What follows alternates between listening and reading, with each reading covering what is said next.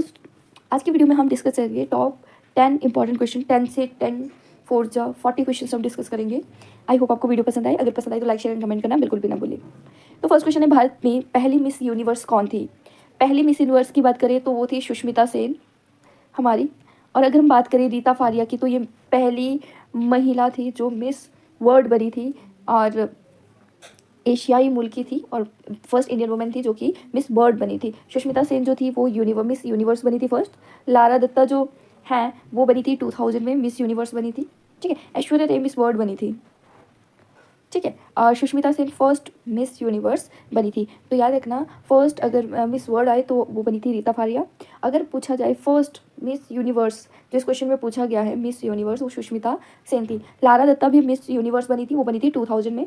ठीक है। अगर हम 2021 की बात करें तो वो हरनज संधू थी जो बनी थी, और ऐश्वर्या राय मिस वर्ल्ड बनी थी।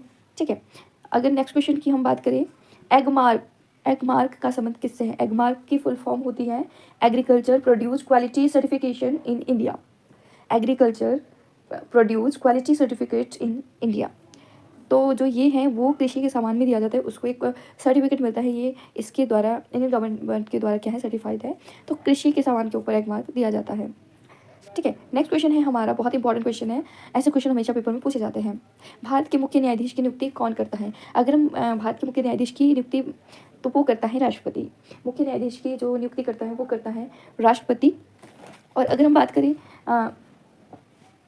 और ये कैसे करता है, ये जो हमारे पूर्व मुख्य न्यायाधीश होते हैं उनकी सलाह से करते हैं मुख्य न्यायाधीश की नियुक्ति। अब अगर हम बात करें कि उपराष्ट्रपति की नियुक्ति कौन करता है, तो आर्टिकल 66 के तहत चुनाव इनकी डायरेक्ट कोई पर्सन या कोई पर्टिकुलर लोग, इनकी पर्टिकुलर जो पर्सन है वो इनकी नियुक्ति नहीं करता है। इसके लिए निर्वाचन मंडल बनाया जाता है जिसमें दोनों सदन, चाहे लोकसभा और राज्यसभा के सदस्य जो हैं इनका निर्वाचन करते हैं। अगर हम बात करें राष्ट्रपति की, तो राष्ट्रपति जो है इनका जो निर्वाचन करते हैं वो दोनों जो सदन है उनके निर्वाचित सदस्य। ठीक है, निर्वाचित सदस्य और सभी राज्यों की विधानसभाओं के निर्वाचित सदस्य। मैं निर्वाचित वर्ड इसलिए यूज कर रही हूँ क्योंकि निर्वाचित सदस्य ही करते हैं, जो मनोनीत हैं वो नहीं करते हैं। और दिल्ली और पांडुचेरी या फिर पुदुचेरी भी बोलते हैं उसको, यूटी प्रदेशों के विधानसभाओं के निर्वाचित सदस्य। याद रखना, निर्वाचित सदस्य ऐड करना है आपने। अगर हम उपराष्ट्रपति की बात करें तो उपराष्ट्रपति में निर्वाचित नहीं आता है, दोनों सभी मिलकर करते हैं। अगर राष्ट्रपति की बात करें तो निर्वाचित सदस्य दोनों सदन, लोकसभा राज्यसभा विधानसभाओं में से सारी राज्यों के, और पांडुचेरी और दिल्ली की यूटीज में जो विधानसभा होती है उनके सदस्य, निर्वाचित सदस्य मिलकर इनकी क्या करते हैं, चुनाव करते हैं। अगर हम बात करते हैं प्रधानमंत्री की, और इनका जो राष्ट्रपति का है वो अप्रत्यक्ष चुनाव होता है निर्वाचन मंडल द्वारा। ठीक है। अगर हम बात करते हैं प्रधानमंत्री की, तो प्रधानमंत्री की नियुक्ति आर्टिकल 75(1) के अकॉर्डिंग होती है। क्लॉज नंबर 1, 75 क्लॉज नंबर 1 के तहत होती है प्रधानमंत्री की नियुक्ति। और ये लोकसभा का जो बहुमत दल का नेता होता है उनके होता है, राष्ट्रपति करता है। कौन करता है? प्रेसिडेंट ऑफ इंडिया करते हैं। और जो लोकसभा का बहुमत दल का नेता होता है, जिन्हें ज़्यादा सीटें मिली होती है, ज़्यादा वोट्स मिले होते हैं, उन्हीं को ही प्रधानमंत्री घोषित किया जाता है। ठीक है। अगर हम बात करते हैं लोकसभा के अध्यक्ष की, जो लोकसभा का अध्यक्ष होता है उसकी नियुक्ति जो करी जाती है वो लोकसभा के सदस्य ही करते हैं। लोकसभा के सदस्य में जो साधारण बहुमत से इनको चुना जाता है। आई होप आपको समझ आ गया होगा। राष्ट्रपति में कौन? राष्ट्रपति इंपॉर्टेंट है। Article number 54। उपराष्ट्रपति में आर्टिकल नंबर 66। प्रधानमंत्री में क्लॉज 75 का क्लॉज नंबर 1 राष्ट्रपति करता है इनकी नियुक्ति। और लोकसभा अध्यक्ष लोकसभा के सदस्य ही करते हैं जो साधारण बहुमत से। प्रधानमंत्री की नियुक्ति जो करते हैं वो राष्ट्रपति करते हैं, लेकिन जो लोकसभा में बहुमत दल का नेता होता है उसे। अगर हम बात करें उपराष्ट्रपति की, तो मैंने पहले बताया है एक निर्वाचन मंडल तैयार किया जाता है जिसमें लोकसभा और राज्यसभा दोनों सदस्य पार्टिसिपेट करते हैं। अगर हम राष्ट्रपति की बात करते हैं, आर्टिकल 54 मैंने पहले बता दिया है आपको, और इसमें निर्वाचित सदस्य पार्टिसिपेट करते हैं, वो चाहे राज्यों की विधानसभाएं हो या फिर दिल्ली और पांडुचेरी की यूटीज हो या फिर दोनों सदन के निर्वाचित सदस्य, मनोनीत सदस्य इसमें पार्टिसिपेट नहीं करते हैं। आई होप आपको समझ आ गया होगा। नेक्स्ट क्वेश्चन है हमारा, भारत के पहले स्वदेशी विमान वाहक पोत का नाम क्या है? ठीक है, ये है INS विराट जो है एक स्पेस एयरक्राफ्ट है ये। ठीक है। तो ये फर्स्ट इंडिया का है स्वदेशी विमान वाहक पोत। ठीक है, नेवी द्वारा इंट्रोड्यूस किया गया है। नेक्स्ट है हमारा जो क्वेश्चन है नेक्स्ट, वो है निम्नलिखित में से कौन सी फसल जो है खरीफ फसल है? खरीफ फसल है वो जो है कौन सी है इसमें से? तो कपास जो है खरीफ फसल है। अगर हम गेहूं और मटर चने की बात करें तो ये जो है हमारी रबी फसल है। खरीफ जो फसल रहती है मानसून में बोई जाती है, और जो हमारी रबी फसल है, यानी जो रबी फसल है वो है हमारी सर्दियों में बोई जाती है, और ये जो है खरीफ फसल है ये बोई जाती है मानसून में। तो आपको पता चला कपास, अगर हम और एग्जांपल की बात करें, कपास हो गया, मक्का हो गया, और मक्के के साथ साथ हमारे चावल हो गए, और ये कपास हो गया, ये सारी चीज़ें किस में आती हैं, ये आती है खरीफ फसल में। गेहूँ, चना, मटर, ये सारी चीज़ें आती है हमारी रबी फसल में। ठीक है, नेक्स्ट है हमारा भारत विभाजन के समय कश्मीर का शासक कौन था। अगर हम बात करें भारत विभाजन की, जब भारत विभाजन हुआ था तो उस समय कश्मीर का राजा जो हुआ करता था वो महाराजा हरि सिंह हुआ करता था। तो स्टार्टिंग में तो इसने भारत में विलय होने से मना कर दिया था, ये अलग एक स्वतंत्र देश चाहता था, स्वतंत्र राज्य चाहता था। बट पाकिस्तान के बार बार अटैक करने की वजह से इसने क्या है, विलय पत्र पे क्या कर दिया, साइन कर दी। और कब साइन करे थे इसने, 26 अक्टूबर 1947 में इसने विलय पत्र पे क्या कर दिया, साइन कर दिए थे। तब से कश्मीर हमारे पास है। और पाकिस्तान का जो अटैक हो रहा था, अगला क्वेश्चन है पुनर्जागरण की शुरुआत कहाँ से हुई थी। Renaissance, where did the renaissance begin, तो हुआ था इटली से।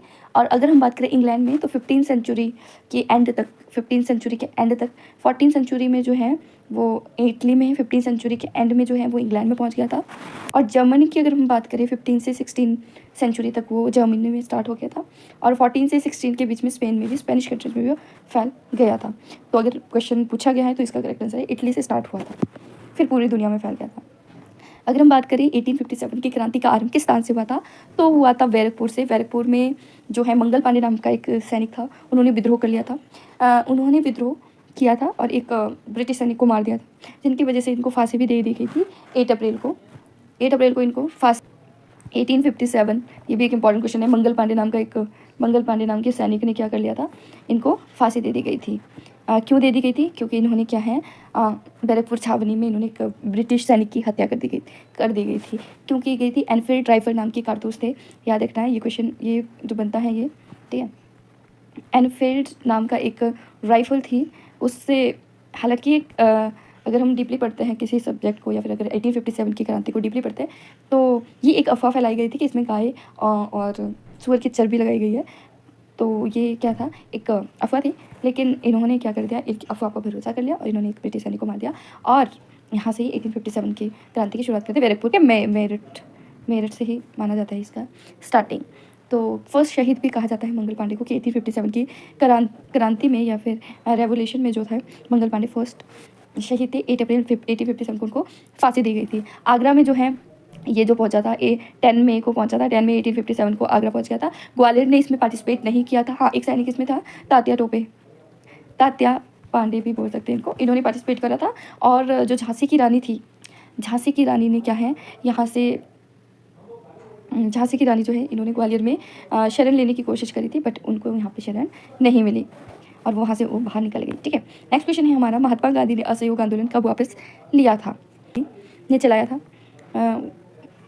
1 अगस्त 1920 को ये चलाया गया था, किसके द्वारा, महात्मा गांधी के द्वारा। उनका जो मेन मोटिव था इस आंदोलन को स्टार्ट करने का, वो था स्वशासन और जो ब्रिटिश चीज़ों का है वो विरोध करना, वापस अपनी स्वदेशी चीज़ों को चलाना। ठीक है, तो ये जो उन्होंने जो ये आंदोलन वापस लिया था, ये लिया था 4 फरवरी 1992 को, यानी फरवरी 1992 को उन्होंने ये, और करेक्ट डेट अगर 4 फेब को थी 1992 में इन्होंने ये आंदोलन वापस ले लिया। और वापस क्यों लिया, चोरी चोरा घटना के बाद वहाँ पे गोरखपुर के 42 जो पुलिसकर्मी थे, उनकी उस एक पुलिस थाने में जो है उन्होंने, एक टोली थी आंदोलनकारियों की, उन्होंने आग लगा दी, जिससे 22 पुलिसकर्मियों की हत्या होगी। जिससे महात्मा गांधी ने क्या किया, जो असहयोग आंदोलन है उसको वापस ले लिया। कब लिया था, 12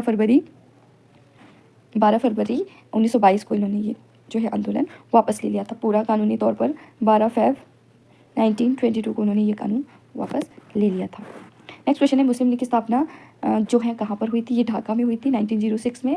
इसमें था जो मुस्लिम जो लोग हैं उनकी जो अधिकार है उनकी रक्षा करना। ठीक है, मुस्लिमों के हितों की रक्षा करना।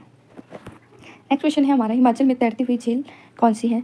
अगर हम महाराणा प्रताप झील, ये पोंग झील के नाम से भी इसको जाना, पोंग झील, और इसको ही महाराणा प्रताप, ये कांगड़ा में है।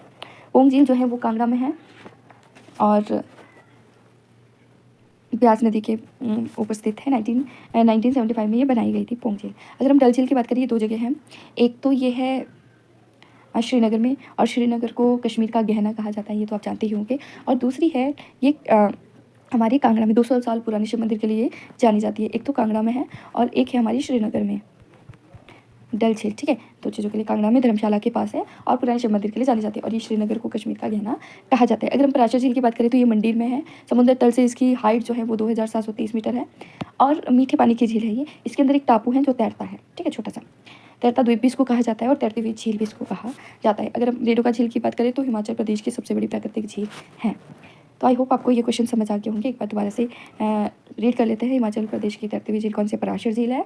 मुस्लिम लीग की स्थापना ढाका में हुई थी। महात्मा गांधी ने असहयोग आंदोलन वापस लिया था 12 फरवरी 1922 में और जो 1857 की क्रांति का आरंभ हुआ था बैरकपुर से। वैसे तो इसका नन ऑफ दी जाएगा क्योंकि बैरकपुर से नहीं मेरठ से स्टार्ट हुआ था। पुनर्जागरण की स्थापना हुई थी, शुरुआत इटली से हुई थी और भारत विभाजन के समय कश्मीर का राजा महाराजा हरि सिंह था और इन्होंने कब हस्ताक्षर किए थे बिले पत्र पर? जब पाकिस्तान वालों ने बहुत ज़्यादा आक्रमण इनके ऊपर करना स्टार्ट कर दिए थे। और कब इन्होंने 26 अक्टूबर 1947 में इन्होंने हस्ताक्षर करे थे। गेहूँ, चना, मटर एक रबी फसल है, कपास एक जो है खरीफ फसल है। अगर हम बात करें what is the name of the first indigenous aircraft carrier of India, वो है INS विक्रांत। भारत के मुख्य न्यायाधीश की नियुक्ति कौन करता है? तो राष्ट्रपति करते हैं आर्टिकल 54 के अकॉर्डिंग। राष्ट्रपति जो है उनका जो है नियुक्ति होती है आर्टिकल 54 के अकॉर्डिंग और मुख्य न्यायाधीश जो है उनका आर्टिकल 124 क्लोज नंबर 2 के अकॉर्डिंग होता है। और किसके द्वारा होता है? राष्ट्रपति के द्वारा। एगमार का संबंध किससे है? कृषि से संबंधित है, ठीक है। भारत की मिस यूनिवर्स कौन थी? फर्स्ट सुष्मिता सेन। अगर मिस वर्ल्ड की बात करें तो रीता फारिया थी। त्रिपिटक इतने क्वेश्चन आज हम डिस्कस करेंगे। आई होप आपको वीडियो पसंद आई होगी। वीडियो पसंद आई तो लाइक शेयर एंड कमेंट करना बिल्कुल भी ना। Thank you for watching.